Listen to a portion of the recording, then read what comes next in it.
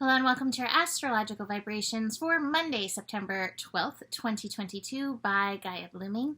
I am Mimi and our energy mantra for today is I value my ability to focus. That is definitely going to be an important one for today. We'll come back to that. A brief look at this week ahead. This week ahead is quieter transit-wise, no big shifts, but we are going to have Venus and Mars building to a square. They will be squaring on Friday. And being that we have Mercury already retrograde in Libra, Venus and Mars building into a square, which is challenging, we may find balance, harmony in relationships and in our personal yin and yang energies a little wonky this week.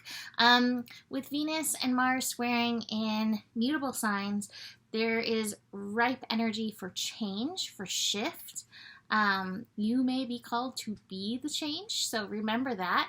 But I think a lot of times when it's mutable signs, it's just two different ways of intellectualizing, two different ways of understanding. And so many times we can be on the same page, but our pages look so different that we're like, your page can't be my page. And a lot of times we find out they are very similar. So keep that in mind this week as we build to that square. We're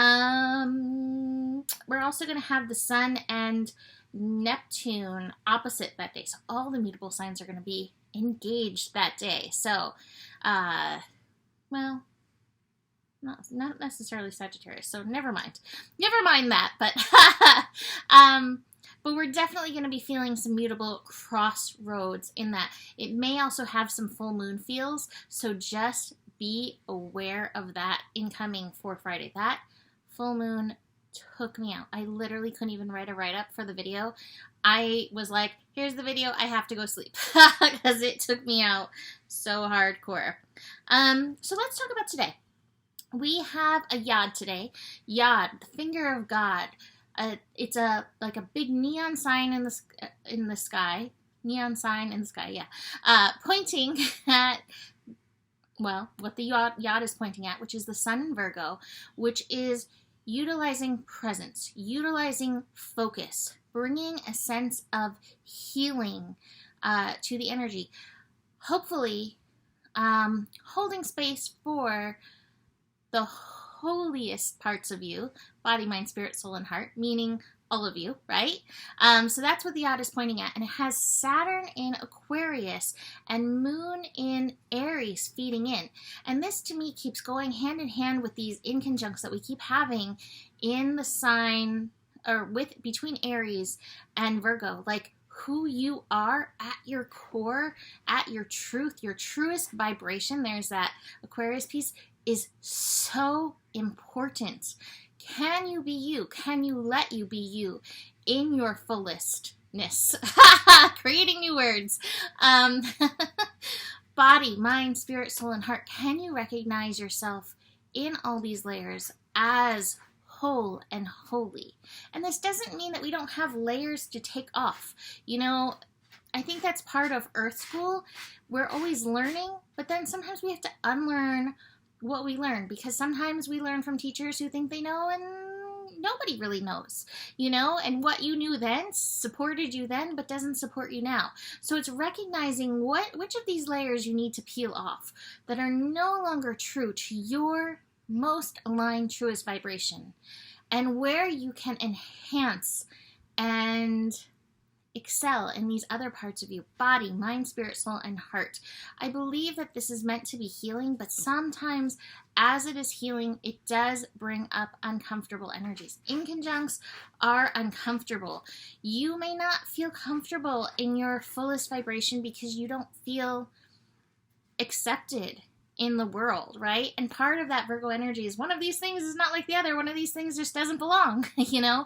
And so when we feel that energy, we're like, I don't belong in this vibration. I don't think I can show it. And yet, all the Aries energy, Chiron, Jupiter, the moon right now is like, come on, we need you. And even Saturn in Aquarius is like, hey, you're you as you for a reason.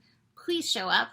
So recognize that, but also recognize the challenge that is there in and through that energy. Speaking of that challenge, the moon is going to go on to square Pluto. And Pluto in Capricorn is helping us take back the power of authority within ourselves, where we've given it away, whether it's about information, whether it's about who we are. You know, from the time we're little, a lot of times we're giving that energy away. And we're taught to give that energy away. So your awareness of that is important. As that energy builds, again, you may feel some discomfort coming up within yourself in and through that. And then part of this Mercury retrograde is the willingness to be uncomfortable in these situations as you take back your power. So recognize that. Sometimes Libra's like, I'm uncomfortable. Don't make me. And yet it's in that discomfort that we actually start to find our groove, that we actually start to find our balance. The only other connection that we have is actually, well, the moon and Saturn piece of the Yod, which is, it's a sextile between the moon and Saturn. And again, Saturn in Aquarius is like, you shouldn't be what they say you should be. You should be you. That's basically that essence. So embracing this. Now Saturn is retrograde. This is replaying some of the energies that you've already worked with. This energy is also reporting back to the full moon that we had during Leo time when it was squaring Uranus. So again, some of those triggers that were up may still be up and processing. So just be aware of that. Like about a month ago, whatever you were feeling, you still feeling it? I'm still feeling it. So Joe's still feeling it because it was a lot of Joe stuff. Anyways, excuse me. Speaking of feeling it, top of the cards, I have the Hermit card again. I think I had this for the last card pull that I had. Get comfortable in your own vibration at the very least when you're with yourself. Like, take a moment, breathe, and be like, what does my vibration feel like? And let that energy rip through you. It's so funny that as I was saying that, what I felt, and I don't know if this is mine or somebody else's. I don't know what I felt, but Rhapsody in Blue. Like, I saw the notes just like span out from Gershwin's Rhapsody in Blue. So take a little time, tune into your own personal Rhapsody in Blue. Get away from the shooting pudding that is going on in the world. Who you are is wonderful. Oh, we've got a little wolf. Say hi, wolfies. Wolf is choosing cards and being lured by fire. Get out of the shooting pudding. We're just going to leave that there. Get out of the shooting pudding and align with your vision. Align with your vibration. Align your personal focus with what is good and wonderful and aligned with you. That being said, I also have the Lover's card. Work on holding the energy of love, acceptance, balance as we build into this square, as we're working this Mercury retrograde. What are you doing to my plant? Here, say hi to Wolf. Thanks.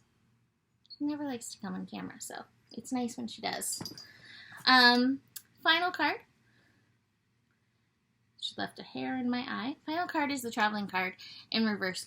I think with all of this retrograde that we've got going on, you're like, oh my God, these processes are so slow. There was a day last week that felt so slow. I looked and I was like, I feel like I've done 5 hours of work and it's been like 2 minutes. That's kind of, I think, what these energies are feeling like right now. That's okay. Utilize the slowness. You don't have to do it all. Take time to rest. Take time to be present. Take time to get the hair out of your eyeball. So that's it for today. You can book a reading. Email me, mimiclark@gmail.com.